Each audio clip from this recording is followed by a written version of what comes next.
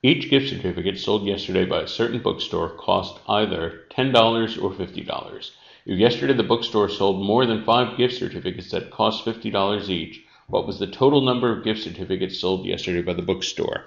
So I'm going to use A for the number of gift certificates at $10, and B for the number of gift certificates at $50. And so far, all we know is that B is greater than 5. We know nothing else.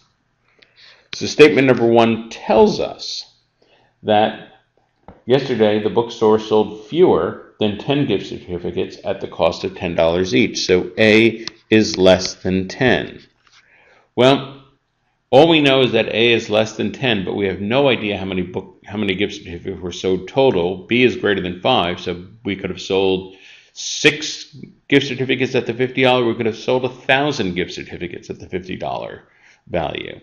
We just have no idea how many. And so from this statement alone, we have no way to determine the total number of gift certificates sold.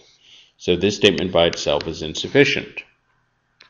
Statement number 2 by itself tells us that the total cost of the gift certificates was $460. Well, that's interesting because now we get into a problem of multiples because, of course, the multiples of 50 are all going to be either ending in 100 or in 50. So those are going to be, it could be 300, it could be 350, it could be 400, it could be 450. Those are the possible totals of the multiples of 50, in which case we could fill up the rest with 10. So here we would just need 10, here we'd need 60, here we'd need 110, here we'd need 160. And so these are various combinations that would work to get a sum of 460 given the constraint that B is greater than 5.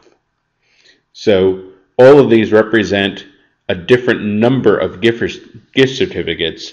The last one here only involves 10 gift certificates. The top one here involves 22 gift certificates because we have 16 at the $10 value.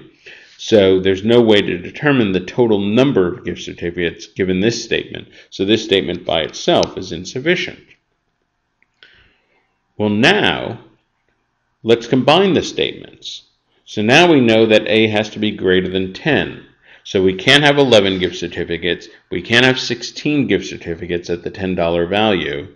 So only these two configurations are allowed. So in both of these configurations, the total would be 460. The B would account for a multiple of 50, so that could be either 400 or 450.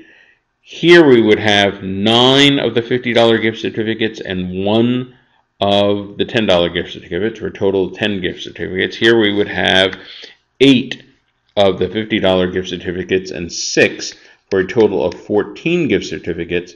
So we could either have 14 gift certificates or 10 gift certificates sold.